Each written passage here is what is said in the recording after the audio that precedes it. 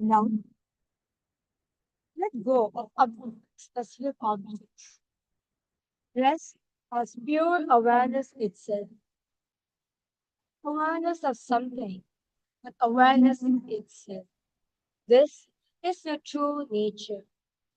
Consciousness without content, silent, vast, eternal. This is who you really are, the observer observing itself. The awareness, aware of awareness.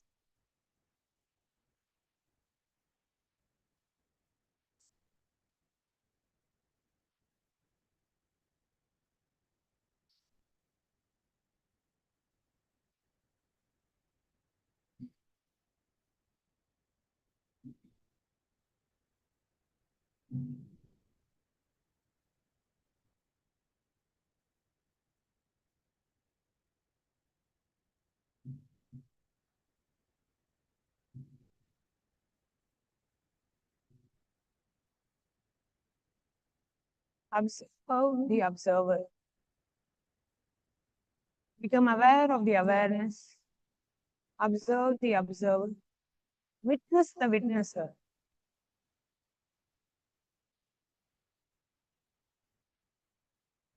Bring yourself to the space of witnessing the witnesser, observing the observer, becoming aware of the awareness.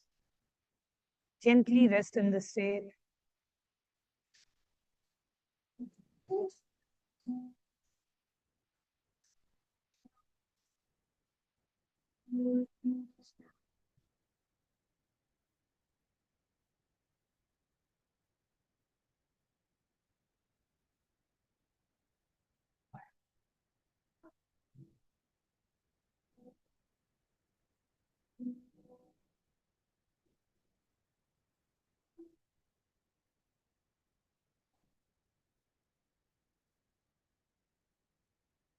Continue. Be in the space of observing the observer, witnessing the witnesser, becoming aware of your awareness.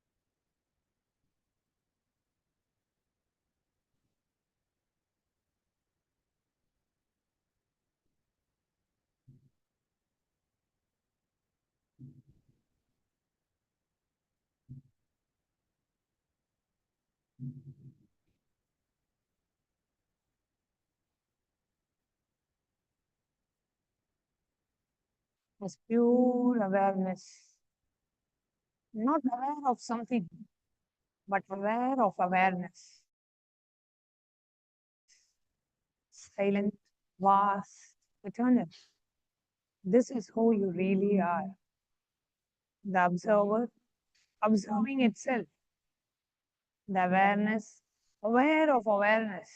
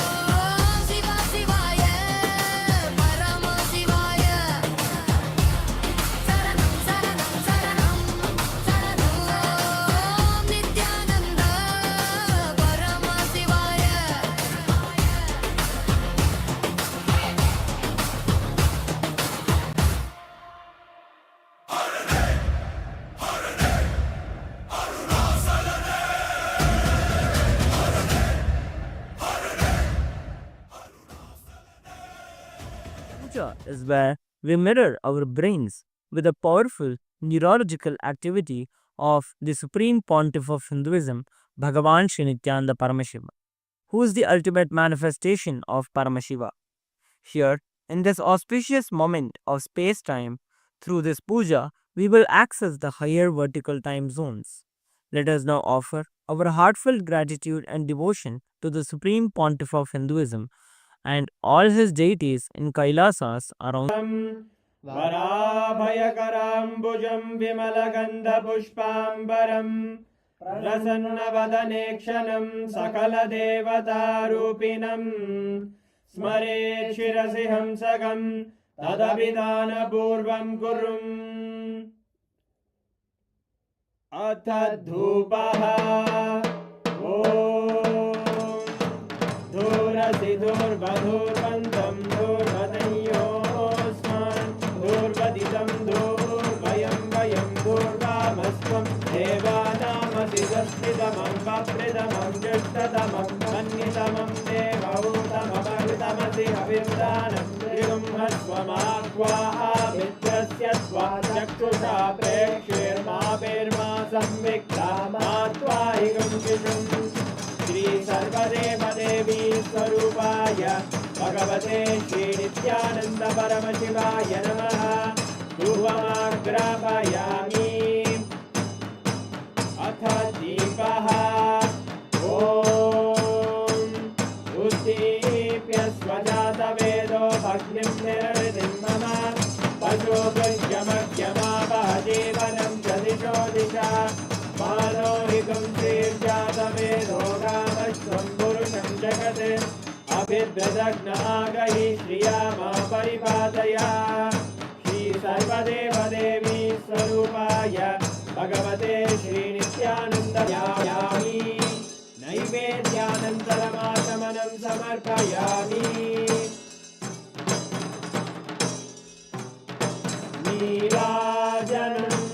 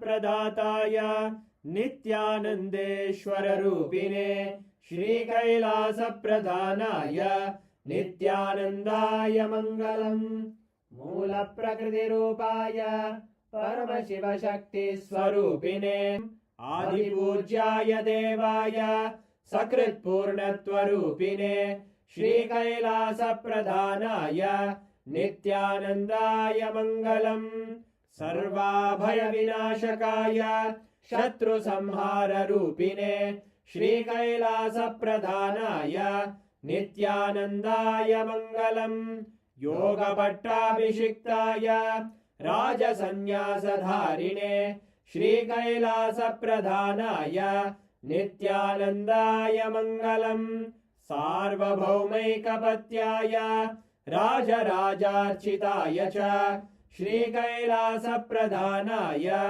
नित्यानन्दाय मङ्गलम् मङ्गलं कल्पवृक्षाय मङ्गलं ज्ञानदायिने परमशिवाय श्रीनित्यानन्देश्वराय मङ्गलम् नित्यानन्दाय गुरवे मङ्गलम् हरिः ओम् तत्सत् सर्वं भगवत् श्रीनित्यानन्द परमशिव पादुकार्पणमस्तु ॐ नित्यानन्दम्।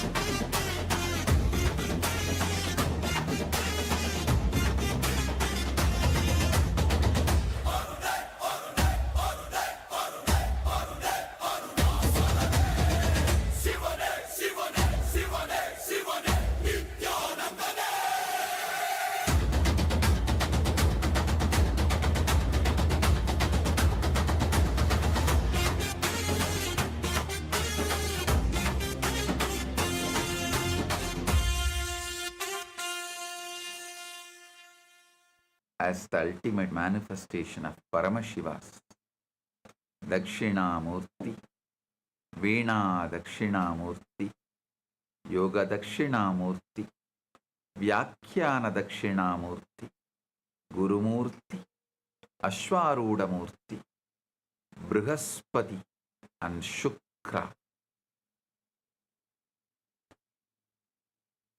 I bless you all with Paramadvaita.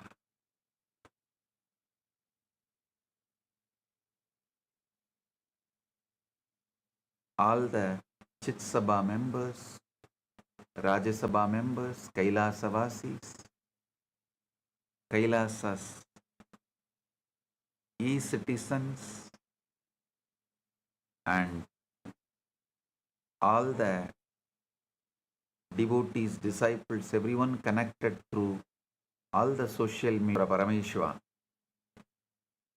with the grace of Arunachaleshwara Paramashiva, Arunachaleshwara Karunamurti, we acquired a new property to connect Nithyananda Janmabhoomi and the temple directly. So we are naming that property Nithyananda Veedi. If we buy one more property, it will be directly connected. The Nithyananda Janmabhoomi will be directly connected to temple, main temple. So today we are officially inaugurating that property Nithyananda Veedi. Blessings. With this, I am entering into today's satsang. Paramashiva's direct message from in English. In English, I am trying to translate the word avyakta as void state of manifestation. I want to speak to you about the void because unless you understand the avyakta, you will not understand the mystery of creation. Only when you understand about the unmanifest, you will understand how the manifestation happens. The avyakta void is not a place in space, and it is not a point on the clock. The void is state of consciousness. If it is the stillness before form and the silence before the manifestation, it is the deep inward threshold where the world begins to fade, where the senses loosen their hold, and where you are no longer bound by the evidence of what already is. Ramakrishna calls this space Bhava Samadhi, where the form and formlessness meet. Mandukya Upanishad explains Nanta Prajnam Na Bahish Prajnam No Bhayata Prajnam Na Prajnanaganam Na Prajnam Na Prajnam Adrishtam Avyayam Haryam Agrahya Maya Agrahyam Alakshanam Chintyam Avya Padeshyam Ekatma Pratyasaram Prapanchovasamam Santam Shivam Advaitam Chaturtam Manyantesa Atmasa Vigneyaha. He who is neither inward wise nor outward wise, nor both inward and outward wise, nor wisdom self-gathered, nor possessed of wisdom, nor imposed of wisdom, he who is unseen, incommunicable, unseizable, featureless, unthinkable and unnameable, whose essentiality is awareness of the self in its single existence, in whom all phenomena dissolve, who is calm, who is good, who is the one than whom there is no other. Him they deem the fourth. He is the self, he is the object of knowledge. Listen. This is the strongest, longest, most detailed Upanishadic description of the formless avyakta silent beyond inner and outer awareness state. When you hear the word void, you must not think of emptiness or something dead or barren. No. That is why void is a very poor word for avyakta. Understand as unmanifest. The void is not lifeless nothingness. It is fullness without a form. It is pure potential before it hardens into fact. It's an unseen ground where all the things exist before they appear. In the outer world, everything seems fixed, but in the void, everything is still open and responsive. Many go wrong because they try to change life while remaining on the surface of the mind. They try to create while still completely immersed in the problem. They look at the condition and react to condition, fear the condition, and then attempt to produce a new result from that same level of consciousness. You cannot transform anything if you remain identified with the noise of the outer world. If you would create something new, you must go deeper than the waking mind. You must withdraw from appearance and enter the place where appearances are born. That place is void.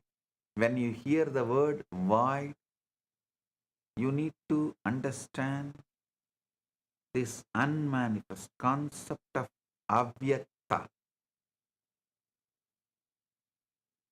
Unmanifest void, more detailed.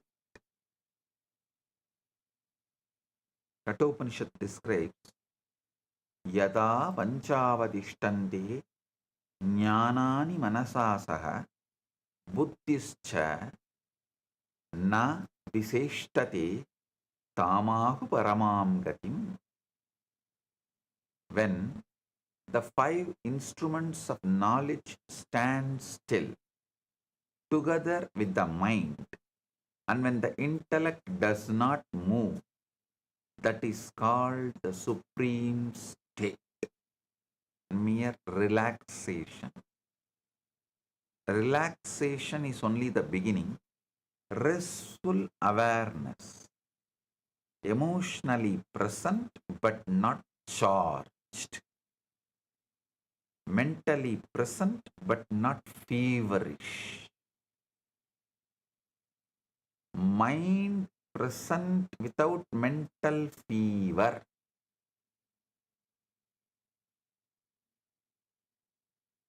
You may be relaxed and still be fully aware of the room, the sounds, the body, and the worries of tomorrow. That's not void. The void begins when you withdraw your attention from the senses so deeply,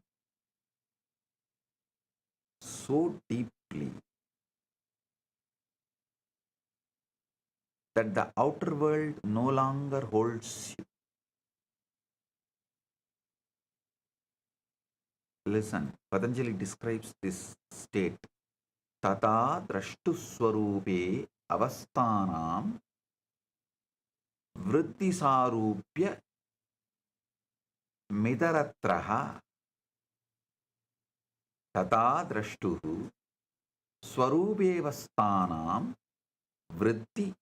Here, abiding in the self is what is described here as avyakta, unmanifest, void.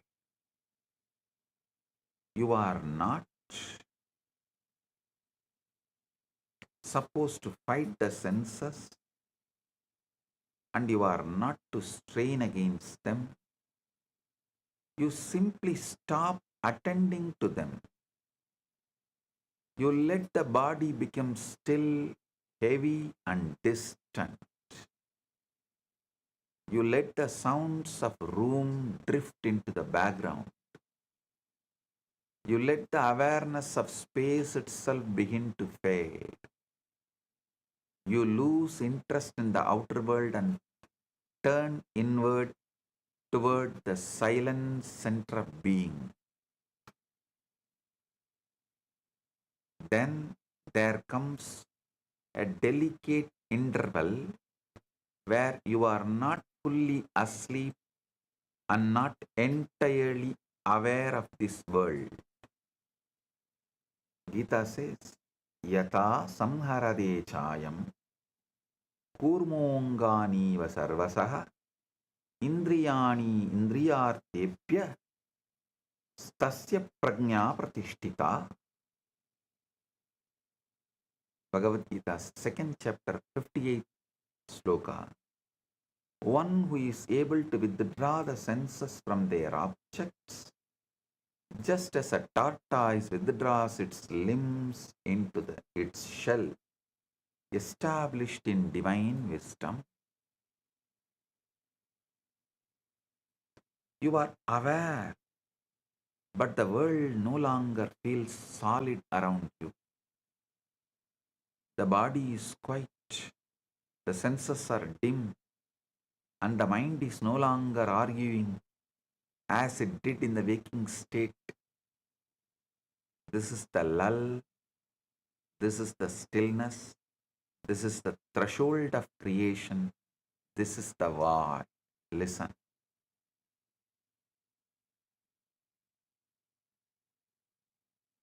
There is a major difference between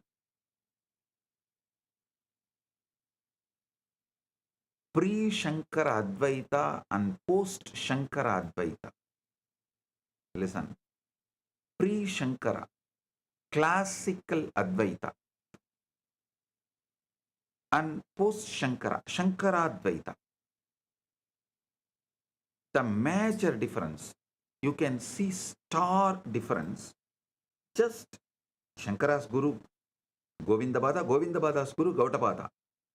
Gaudapada's Mandukya Karika and Shankara's Bhashyas. There is a stark difference.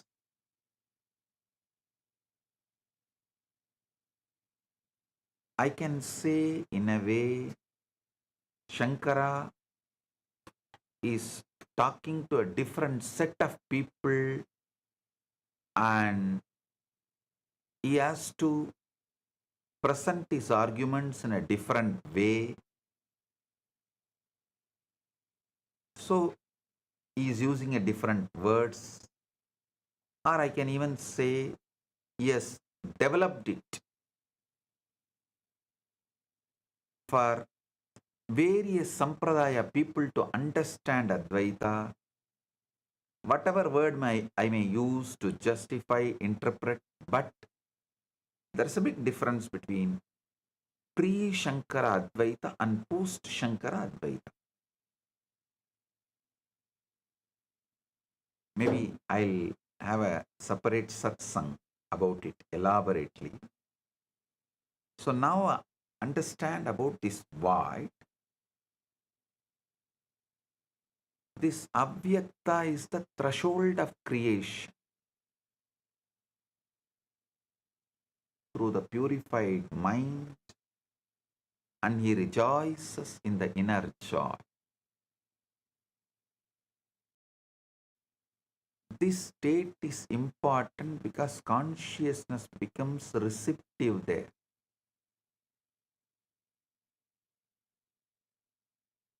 In the waking condition, the mind is crowded with reaction,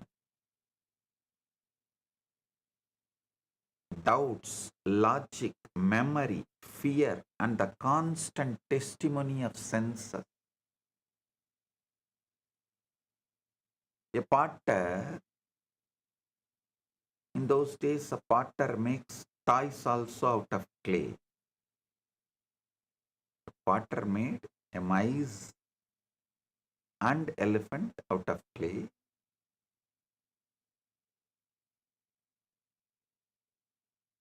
Seeing both, Vedanti argues this is also same clay, this is also same clay. Why you call it as mice and why you call it as elephant? The potter says because it is in that shape. Then the Vedanti asks, can you make this mice into elephant? Potter said, yes. I can make this mice go back to the original form of clay, and out of that clay I can make elephant. This is the click. Get enlightened right now.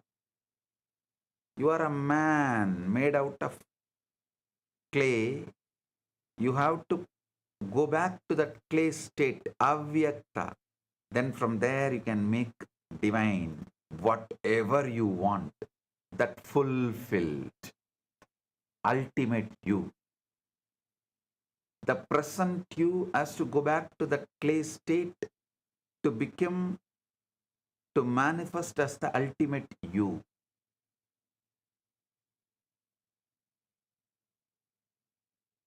The avyakta in the void, that noise begins to fall away. The world loses its pressure there. Problems lose their hardness there.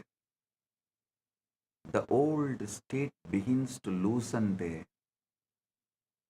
The old you is lost and the ultimate you is born. When the old state loosens, new state can be impressed for that acceptance. Because in the void of the mind, in the void, the mind is quite enough to receive and the senses are silent enough not to interfere. When you enter the void, you do not go there empty-handed. You go there with a clear decision and you manifest that from the avyakta void.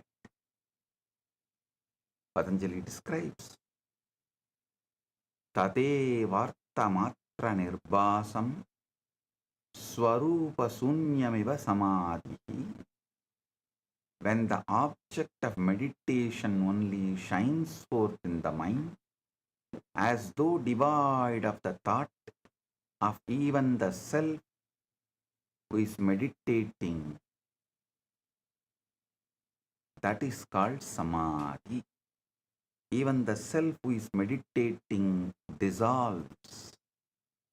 That is called samadhi. You must take you to that avyakta state. You must take with you the end, not the struggle. You must take with you the fulfilled state, not the process of getting there. You must reduce your broken mind to one simple natural moment that would be true if your wish were already realized.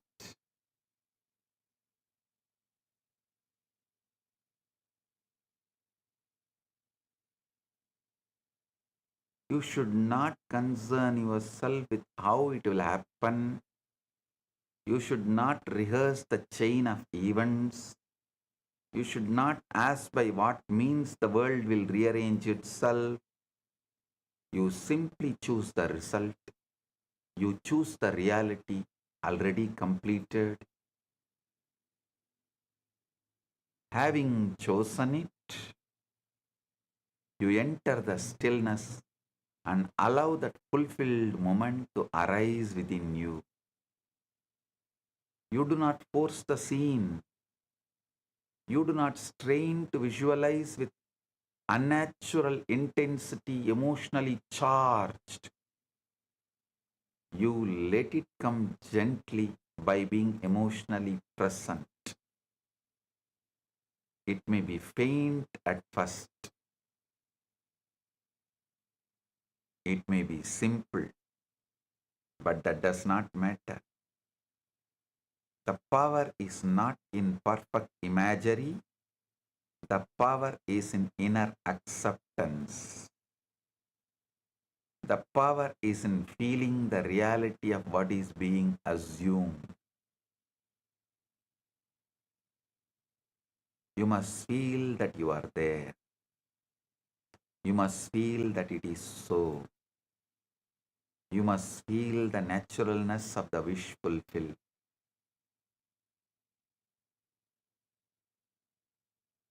This is the secret of Avyakta. Why? It receives what it feels real in consciousness. It does not respond to pleading. It does not respond to panic. It does not respond to wavering, desire mixed with fear. It responds to inward conviction. It responds to the quiet assumption that the thing is already done. When you enter that threshold, you do not ask as the one who is waiting, you assume as the one who knows.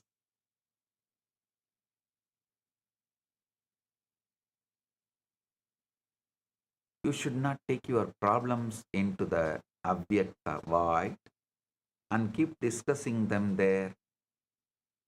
You should not enter that silence only to repeat the story of what is wrong. You should not use that sacred interval to magnify the condition you are trying to outgrow. If you carry the old state into the Avyakta, why you strengthen it? If you carry the fulfilled state into the void, in the outer world, things appear finished, settled, and already shaped. But in the Avyakta, reality is not yet hardened. In unmanifest, the reality is not yet hardened. In the unmanifest, you are nearer to cause than effect. In the unmanifest, you are no longer dealing with appearances, but with the level from which appearances emerge. That is why you must learn to become still enough to enter it consciously. When you do, you are no longer merely reacting to life. You are touching the level at which life is formed. Guru Madhye Stitam Vishwam. Vishwamadhye Stito Guru. Guruhu Vishwam. Na cha anyaha asti. Tasmai. Guru Madhye Stitam Vishwam. Vishwamadhye Stito Guruhu. Guruhu Vishwam. Nacha anya asti. Tasmai Sri Gurave Namah. So understand, Guru Gita beautifully says, the Guru abides in universe, universe abides in Guru.